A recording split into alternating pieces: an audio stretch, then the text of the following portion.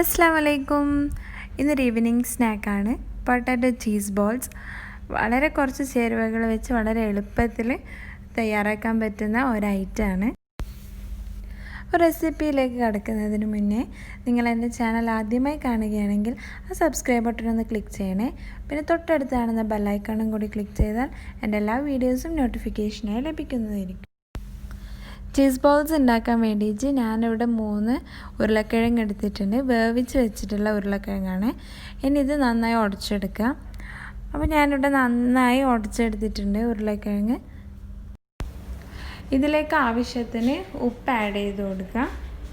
ഇനി നമുക്കിതിലേക്ക് 1 ടേബിൾ സ്പൂണോളം ചില്ലി ഫ്ലേക്സ് ആഡ് ചെയ്ത് കൊടുക്കണം. പിന്നെ 1 ടീസ്പൂൺ മുളക് പൊടി ആഡ് ചെയ്ത് കൊടുക്കണം.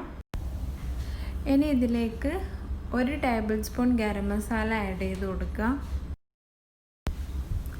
2 ടേബിൾ സ്പൂണോളം ഹോട്ട് സോസ് ഒഴിച്ച് കൊടുക്കുക.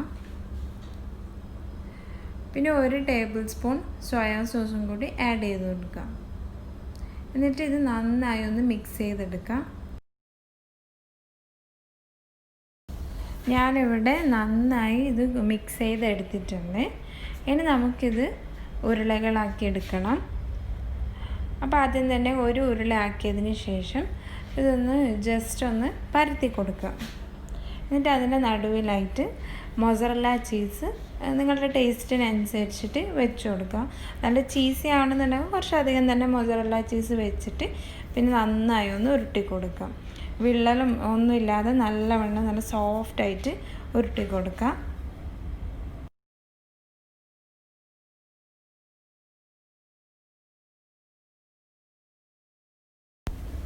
ഇങ്ങനെ എല്ലാ ബോൾസും റെഡിയാക്കി എടുക്കാം.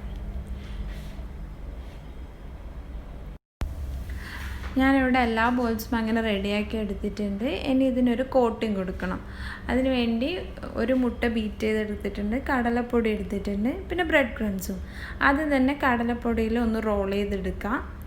എന്നിട്ട് അടിച്ചു വെച്ച മുട്ടയിലൊന്ന് ഡിപ്പ് ചെയ്തിട്ട് ബ്രെഡ് ക്രംസിലും ഒന്ന് റോൾ ചെയ്തെടുക്കാം. അങ്ങനെ എല്ലാ ബോൾസും കവർ ചെയ്തെടുക്കാം.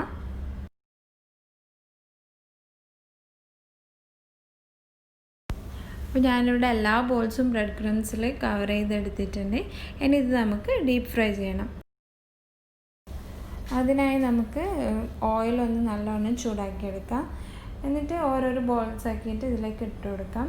ഇപ്പോഴേ ശ്രദ്ധിക്കുക, ലോ ഫ്ലെയിമിലാണ് വെക്കേണ്ടത്. അപ്പോഴേ ഇതിൻ്റെ അകമൊക്കെ വെന്ത ചീസൊക്കെ മെൽട്ടാവുള്ളൂ.